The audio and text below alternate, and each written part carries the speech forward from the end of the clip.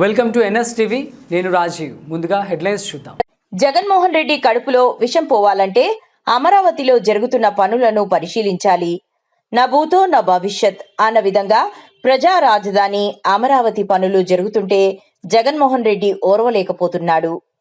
అమరావతిపై 5 ఏళ్ల పాటు సాగించిన విష ప్రచారాన్ని, చేసిన విధ్వంసకాండకు ప్రజలు బుద్ధి చెప్పినా జగన్ రెడ్డి వైఖరిలో మార్పు రాలేదు. నేడు మళ్లీ విష ప్రచారానికి తెరలేపాడు. జగన్మోహన్ రెడ్డి వ్యవహార శైలితో వైసీపీ పార్టీ ప్రతిపక్షానికి కూడా పనికిరాదని తేలిపోయింది. రాష్ట్రంలో ప్రతిష్టాత్మక సంస్థలు ఏర్పాటై యువకులు బయటకు వెళ్లకుండా రాష్ట్రంలోనే ఉద్యోగాలు చేసుకునే పరిస్థితి వస్తుంటే జగన్ రెడ్డి తట్టుకోలేకపోతున్నాడు. జగన్ రెడ్డి ఎన్ని కుట్రలు చేసినా అమరావతిలో జరిగే పనులను ఆపలేరు. అవినీతి సాక్షి పత్రిక ఛానల్ కూడా విష ప్రచారానికి తెరదింపాలి. ఎన్నికల్లో పోటీ చేయడానికి కూడా అభ్యర్థులు దొరకని దుస్థితికి వైసీపీ చేరుతుంది. తోటపల్లి బ్యారేజ్ దగ్గర పడుకున్న చరిత్ర కావచ్చు, మదనపల్లి టనల్ దగ్గర పడుకున్న చరిత్ర కావచ్చు, కాలువగట్ల మీద ఒక ముఖ్యమంత్రి పడుకొని పనులు చేయించిన విధానం కావచ్చు, ఇవన్నీ కూడా ఆయన 68,000 కోట్లు ఆ రోజు ఖర్చు పెట్టబట్టే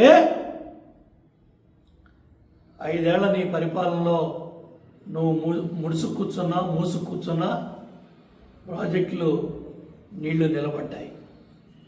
ఆయన దూరదృష్టిలో చేయబట్టే మళ్ళీ 5 ఏళ్ళు నువ్వు నాశనం చేశావు. మళ్ళీ ఈ 18 నెలల్లో పనులు పరిగెత్తిస్తూ ఉన్నారు. పోలవరం డయాఫ్రామ్ వారు పూర్తిగా పోతూ ఉంది. మొదటి దశ పోలవరం పనులు కూడా లక్ష్యాలు నిర్దేశించుకొని చంద్రబాబు నాయుడు గారు నిన్న చెప్పొచ్చారు. అట్లాగే వంశధార నాగావళి అనుసంధానానికి సంబంధించిన పనులు పూర్తి వస్తున్నాయి. పోలవరం లెఫ్ట్ కెనాల్ పురుషోత్తపట్నం ఎన్జిటీలో పెట్టి నాశనం చేస్తే మళ్ళీ దాన్ని అన్నీ కూడా సరి చేసుకున్నాం. మళ్ళీ పురుషోత్తపట్నం నీళ్లు పోలవరం లెఫ్ట్ కెనాల్ ద్వారా గోదావరి తల్లి నీళ్లు అనకాపల్లికి కూడా వెళ్ళబోతూ ఉన్నాయి. కాబట్టి ఇవన్నీ కూడా లెఫ్ట్ కెనాల్ పనులు పరిగెడతా ఉన్నాయి. నువ్వు ఇవాళ భోగాపురం ఎయిర్పోర్ట్ గురించి మాట్లాడుతున్నావు. జగన్మోహన్ రెడ్డి భోగాపురం ఎయిర్పోర్ట్ మళ్ళీ చెప్తున్నా, జిఎంఆర్ బెంగళూరు ఆఫీస్కి ఉదయం 11 గంటలకు వెళ్ళి సాయంత్రం 4 గంటల దాకా నిన్న కార్యాలయంలో వాళ్ళు ఒక కవర్ ఇవ్వడానికి కూర్చోబెట్టారు.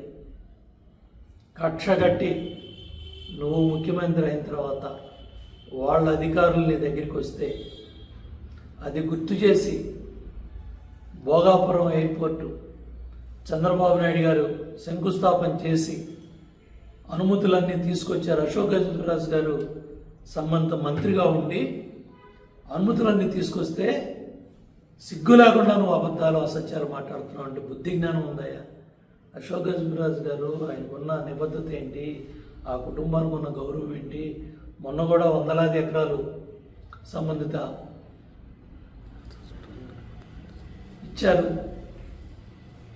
అక్కడ ఆ ప్రాంతం అభివృద్ధి చెందాలని ఎయిర్పోర్ట్ డిపార్ట్మెంట్కి. ఇవాళ నువ్వు అశోక్ గారి పేరెత్తే నైతికార అవుతుందా?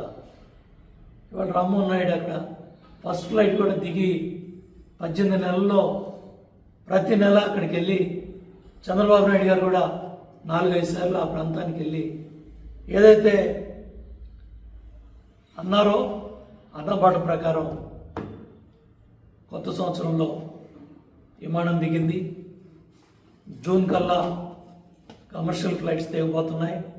ఇంకా నువ్వు 4 ఏళ్ళు ఆ కక్ష పెట్టుకొని వాళ్ళని 4 ఏళ్ళు రాసి రంపాన పెట్టి ఎంత ముట్టిందో నేను చెప్పాలా జగన్మోహన్ రెడ్డి? ఆ డబ్బులు పడిన తర్వాతే మళ్ళీ పెళ్ళి అన్నట్టుగా నువ్వు శంకుస్థాపన డ్రామా ఆడావు. అదే శంకుస్థాపన డ్రామా నువ్వు ఆడే పని లేకుండా జిఎంఆర్ని పనిచేయిస్తే 2 ఏళ్లలో 3 ఏళ్లలో భోగాపురంలో విమానాలు దిగి కేవలం కక్షగట్టి అవమానాన్ని గుర్తుపెట్టుకొని వాళ్ళ దగ్గర డబ్బులు వసూలు చేసి 4 ఏళ్ళు నాశనం చేసి ఇవాళ నువ్వు క్రెడిట్ చోరీ అంట. ఈయన క్రెడిట్ అంట, మేము చోరీ చేసామంట. ఏంది నీ క్రెడిట్?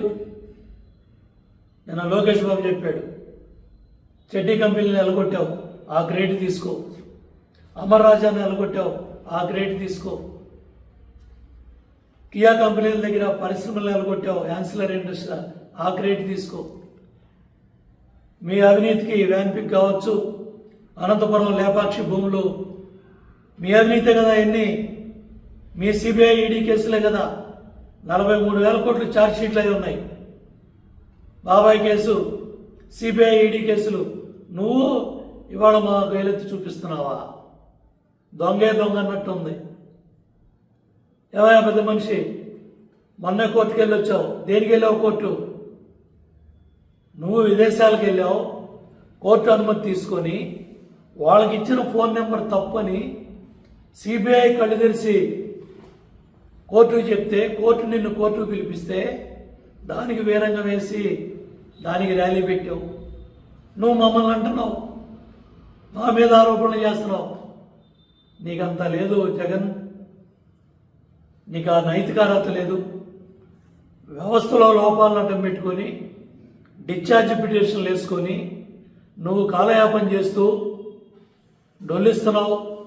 దశాబ్దాలు తప్పకుండా న్యాయదేవత కూడా కళ్ళు తెరుస్తుంది. తప్పకుండా న్యాయం కూడా జరుగుతుంది. ఏదైతే ఇవాళ భోగాపురం ఎయిర్పోర్టుకు సంబంధించి నువ్వు మాట్లాడిన పిచ్చి మాటలన్నీ కూడా అవన్నీ కూడా చేస్తాం.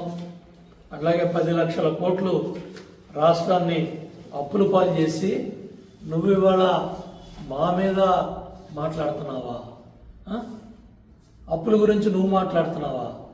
రాష్ట్రాన్ని 10 లక్షల కోట్లు అప్పులు పాలు చేసి ట్రూ అప్ ఛార్జెస్ అడ్డగోలుగా 30,000 కోట్లు ప్రజల మీద భారం వేసి ఇవాళ నువ్వు విద్యుత్ రంగం గురించి మాట్లాడుతున్నావా? ఇవాళ 20 పైసలు తగ్గించినా, రాబోయే రోజుల్లో యూనిట్కి రూపాయి తగ్గించినా చంద్రబాబు నాయుడు గారే చేస్తారు ఆ పనులు. కూటమి ప్రభుత్వమే చేస్తుంది.